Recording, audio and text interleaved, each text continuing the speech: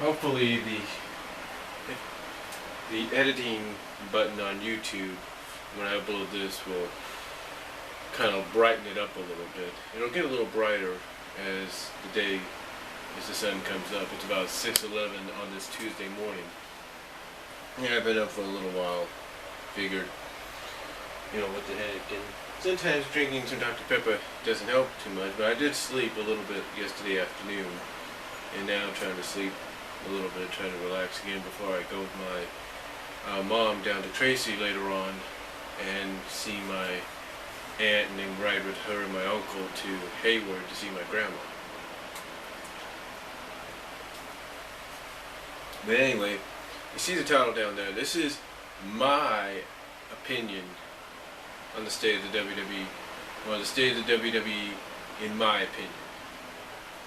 And quite honestly, I've been a WWE fan for as long as I can remember. I was into Hulk Hogan's Rock and Wrestling since the mid-'80s. I watched that on CBS. I have a VHS tape that I bought, believe it or not, at a game exchange or some kind of game exchange store or whatever it was called, which was right across the street from where I lived in Lawrence, Kansas, so that was ironic enough to find it there. But I've been a fan for quite some time. I've watched almost every single WrestleMania, well, not almost every single WrestleMania, but the ones that have really stuck out in my mind, I've watched them. So, to me, when I talk about, as a fan, when I talk about the state of the WWE, when I look at the state of the WWE, it's kind of a mixed bag, and sometimes that mixed bag is either a good bag, it could be good, have some goodies inside of it, or it could be a bag that's nasty and disgusting and has nothing but crap in it. And it's basically what the state of the WWE has been to many fans of the WWE universe, including me, and that is being a mixed bag. You see, I try to give the WWE the benefit of the doubt. I mean, they're trying their best to reconnect with the audience. They're trying their best to give the fans, I guess in their opinions, what they want. But you see, in today's society, in today's world, and especially with all these standards and practices and everything that comes straight on down, what you want isn't always what you're going to get. I mean, last night when it was announced, courtesy of Kane, that we were going to get a Ring of Fire match between him and Bray Wyatt at SummerSlam, essentially, from what many people are speculating already, is an Inferno match, because basically that's what a Ring of Fire is. A lot of people are actually happy, because we have not seen an Inferno match or a Ring of Fire match since Armageddon of, 2006? 5, I believe? Something like that. I can't really remember. Basically, when MVP first debuted. That was the first time, or the last time we saw an Inferno match, was around that time frame. Around, I think I said 2005, 2006, I believe. I think it was 2006. So it's been about 7 years since we've seen one. And we all know, as wrestling fans, that if we haven't seen a match in a while, that when it does make a comeback, it'll either still be the same match it was before, or they're going to have some slight alterations to it. And this being a TV PG environment, a TV PGV environment, or the way I look at it, because I looked this up, I don't know what I looked it up. I think I looked it up in one of the books, one of the wrestling books I have, or something like that. Or I looked it up online. Can't remember where I looked it up at. But basically, I think it may have been, I can't remember. Like I said, I don't know if it's one of the books I have or what. But, like I said, I don't know if it's one of the books or what I read online. But basically, no, wait a minute, it was actually one of the comments I saw in a YouTube video posting of a match or something like that, or someone was talking about something on TV tracks. I can't remember. But basically they stated, and this is true, I think anybody knows about this that has followed the WWE, when SmackDown first debuted, and up until about 2008, their rating was TV PG LSDV, or DLSV, is what it was. TV PG DLSV. Basically, it was the network equivalent of TV 14, which Raw was, which Monday Night Raw was. So, we have not seen an Inferno match, Ring of Fire match since about that time. So you wonder, how are they going to play that into a TV PG environment? Are they essentially going to say, hey, look, we're still going to be... to me, is the WWE, in a sense, trying to send the message that, hey, we could still be TV PG, we'll just put the DLSV below the PG, just like we did before with SmackDown. We'll do it both for Raw and SmackDown, because at least you'll know, okay, it's a family show, but there's going to be certain things throughout that you might want to be there with your child to watch. That's what I think they're trying to do, in my opinion. Because the state of the WWE, they're trying to give you, to me, a PG-13 product. And DLSV, alongside TV PG when it was on SmackDown, that, to me, when one thinks about it, confirmed PG-13 at the most. And I think that's all they need to do, honestly, is just push the V to the left, add the L again, add the S, add the D, or whatever, or add... Basically, what they need to do, like I said, is put the V to the side, push the V a little bit more, put the S, put the L, put the D, and there you go. It would work. It's still TV PG. It's just TV PG DSLV. That's it.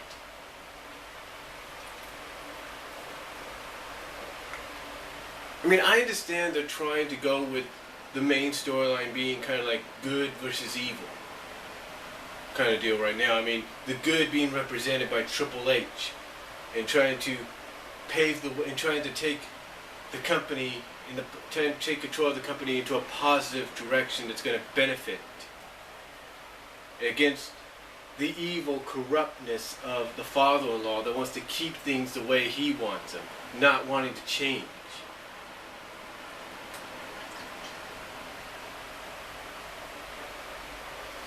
And to me, I can understand they're doing that because that's sort of like a family-friendly kind of like main event feud, perfect for family-friendly viewing. It's like, who's going to win? Is the good guy Triple H, the knight in shining armor? Or as the OTRS Central guys would say, wrestling god himself. Be triumphant, or with the evil, corrupt chairman reign supreme.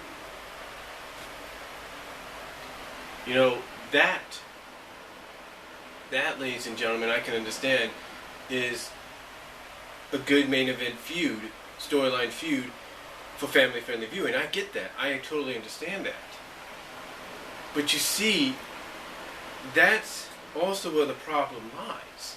As much as a lot of us that love the WWE and go to it and watch it constantly every Monday, Wednesday, and Thursday, every Monday, Wednesday, and Friday, and even go to Hulu Plus on our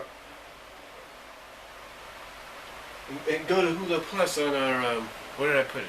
I just had it. Oh, there it is. On our mobile devices, like iPods 5th generation. This can't do it. This is 2nd generation. I got to upgrade. But basically, our iPods, our iPhones, our Androids, our Samsungs, or HTSs, HTCs, if you will, or Kindles, or smartphones, whatever, or iPads.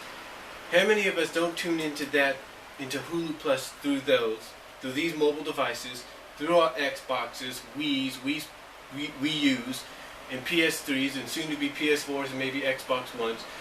How many of us don't tune into Hulu Plus and check out NXT as part of our WWE Daily Watch? How many of us have not added the WWE Classics on Demand because we love the WWE? Many of us have. How many of us have not shelved out $45 a month, with the exception of WrestleMania being $55, or depending on if you have HD, if not more, $55 to $65. How many of us not shelved out that much money month after month because we love the product? A lot of us have. Many of us have. But the thing is, as much as we continuously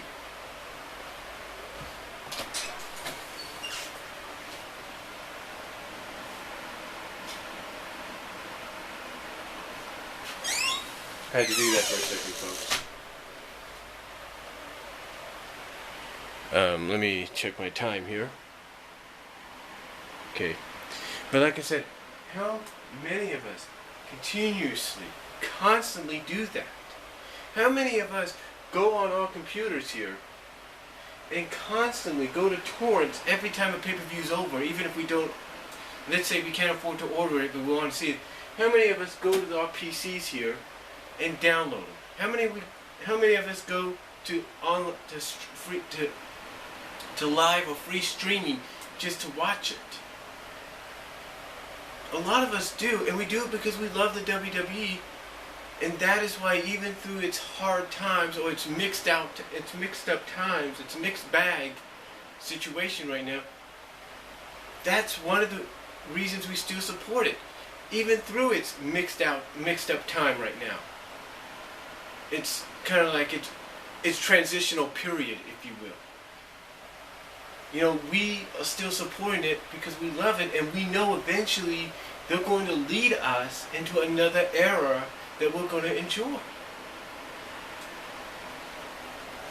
I mean, take a look at how many eras they've taken us through so far, and how long those eras have lasted. They took us through the Federation years.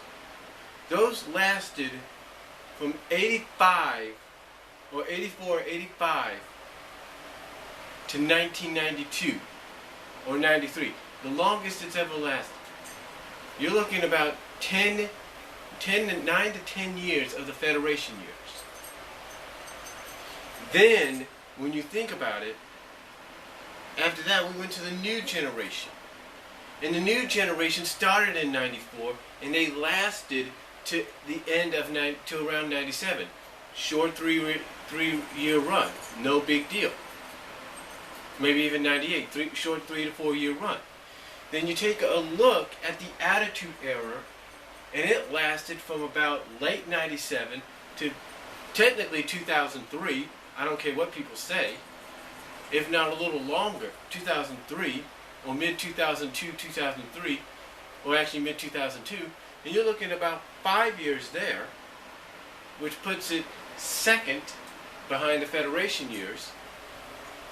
And now, from 2002 to 2008, you had the Ruthless Aggression Era, which ran for about 6 years, putting it second behind the Federation years. And now we're in a TV PG era, which has been running for the past 5 years, which is dubbed the People's Era. So now the thing is, what is that next era going to be? What is the next boom that's going to take us into an era that we're going to like?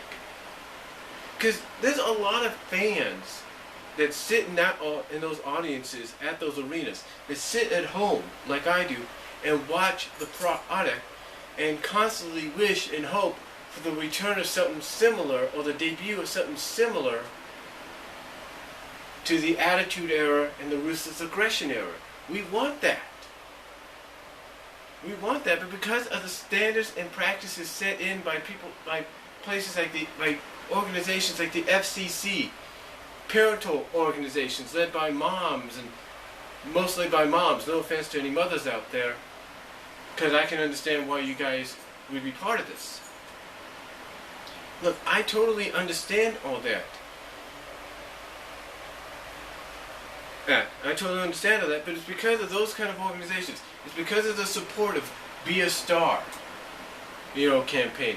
It's because of the support of the military and things like that constantly, that the WWE right now is in a transitional period to where it wants to go back. It wants to kind of be like it was before, sort of like in the ruthless aggression era, but it's like it wants to go. It wants to say, ruthless aggression era, I'm coming back.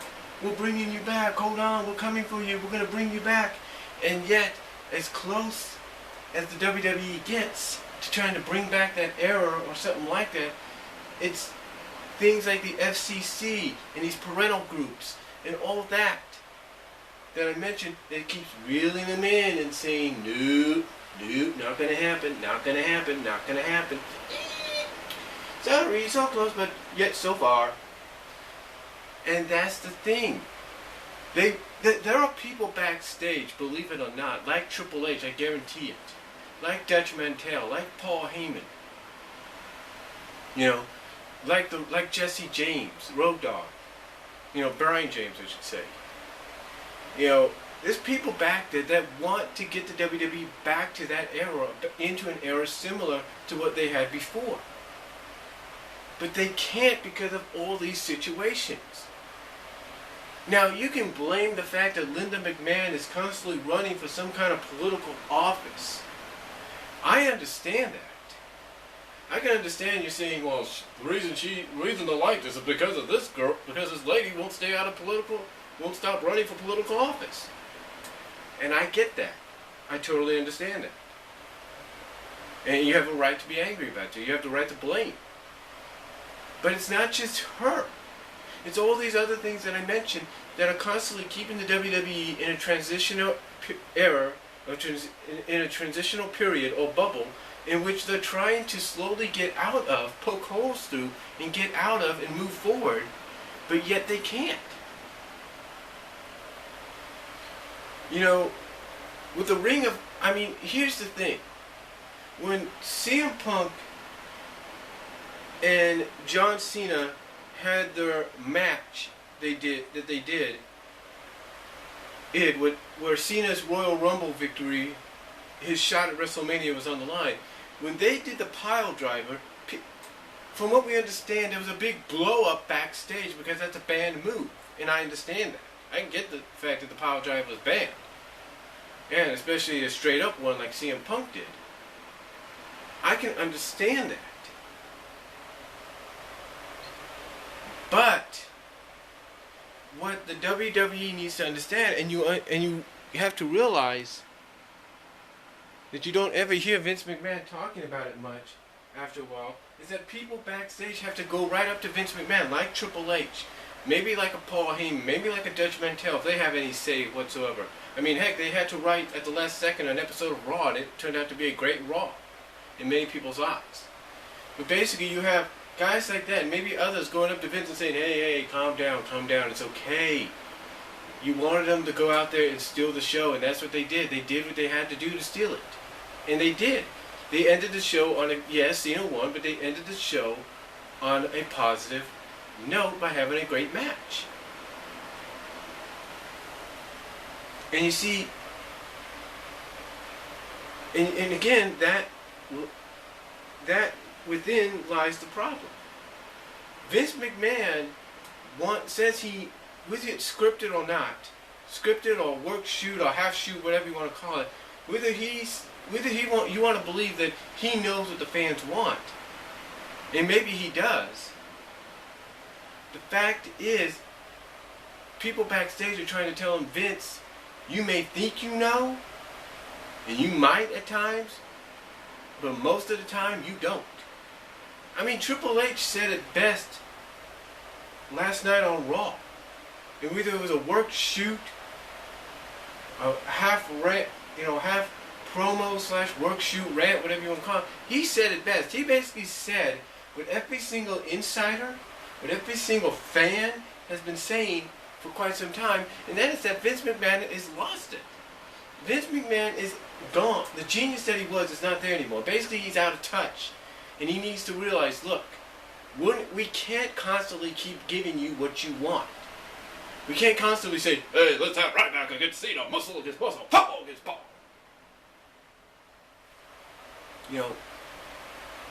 We can't constantly have that. We gotta have change. Why do you think in the storyline / shoot, the the work shoot storyline right now with Daniel Bryan against taking on John Cena at SummerSlam. Why do you think you have people like Triple H and Stephanie McMahon supporting him? Because they, from a storyline and if not a work shoot / real shoot standpoint, understand that WWE has to move forward. They can't constantly be stuck in the past. So, to me, the state of the WWE is basically in the transitional bubble that it's in. It's all up to whether or not in real life, behind the scenes life, or on screen, work shoot or not, Vince McMahon decides, hey, I agree, let's move forward. It's time for a change.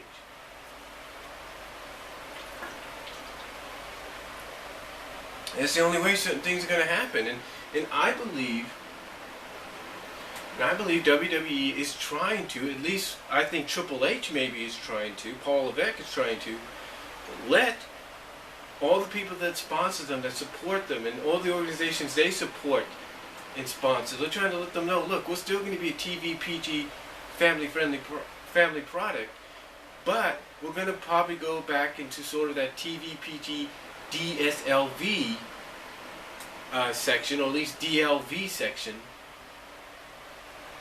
edition, and be more like a PG-13 product. I think that's what they're trying to say. Say, look, we understand it's family-friendly. We got certain superstars and divas that appeal to the younger kids. We get that. But we're also trying to attract that older, we're trying to bring back that older audience, those older fans. We're trying to bring them back. So we may have to, and I believe this is all Triple H, is what Triple H is trying to do behind the scenes. He's trying to get people to realize, hey, we're still going to be PG. We're just going to probably have to add in that DLSV rating under the PG, so at least it'll acknowledge it's a PG. It's not just a PG product anymore. It's PG-13,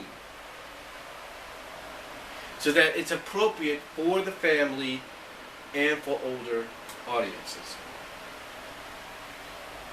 So, to me, that's what I feel is being done, and I feel that, and to me, that's who I feel is trying to bring the WWE sort of into that, out of that transitional bubble, out of everything that I've mentioned. That even despite of everything I've mentioned, everything that's keeping them like reeled in from going forward, I think that's who's trying to get them out of there. And this Ring of Fire situation with Kane and Bray Wyatt, I think is one of the first steps. Now you might say, well, actually, Money in the Bank is one of the most violent pay-per-views of the year, so is Extreme Rules. Yeah, I get that, and they did deliver, and being more PG-13 and not PG, if you've noticed. If you've noticed, that's what they did.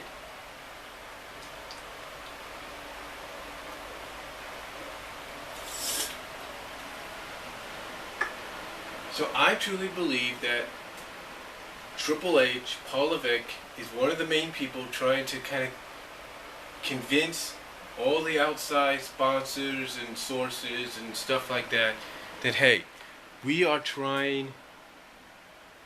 slowly going back to a PG, well, not slowly going back to, basically, I think it's just my opinion as a fan, but I think he's trying to convince people behind the scenes that, hey, look, we're still going to be PG, but we're more going to be like a PG-13 product now, and we're going to add in maybe the DLSV, or at least the DLV, to the product under the PG rating to acknowledge that.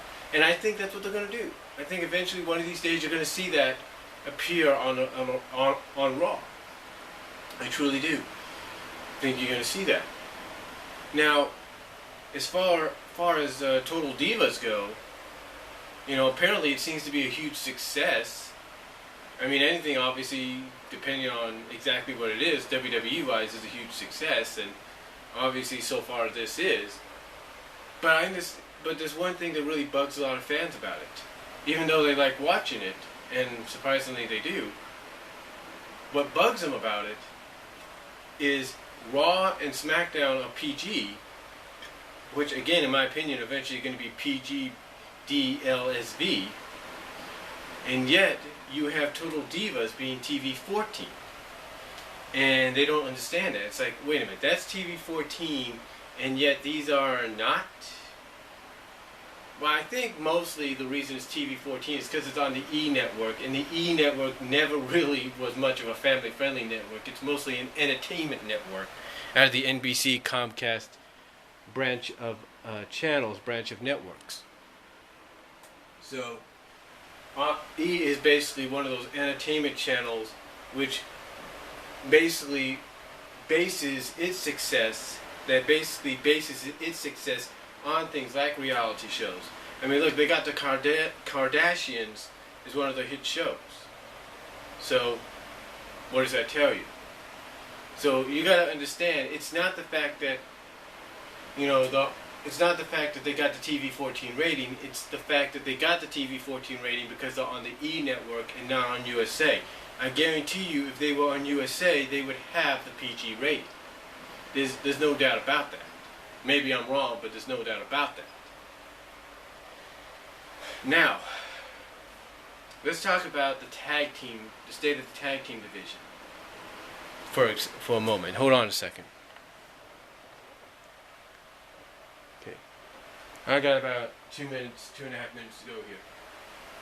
But let's talk about the tag team division.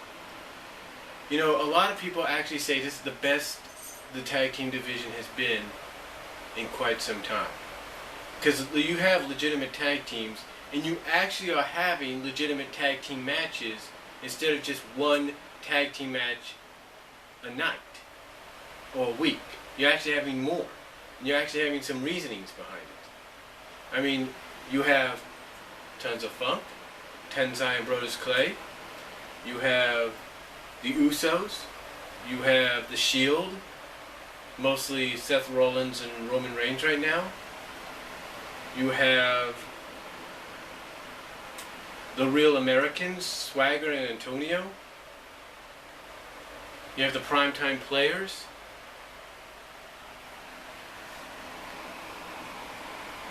You have the Wyatt family now. And who knows who else is going to get called up in the near future. You get what I'm saying? Who knows who else is going to get called up in the near future. And to me, this is something that WWE needed to improve on, and finally they're doing this. And again, why is that reason, you might ask? That reason is quite simple. It's due to the fact that Paul Levesque, Triple H, is the one responsible for reviving that division. He is. He's the one responsible for reviving that division. I mean, think about it. He's even on occasions brought in his friends, Road Dogg and Billy Gunn, to compete at times when they need to. So what does that tell you?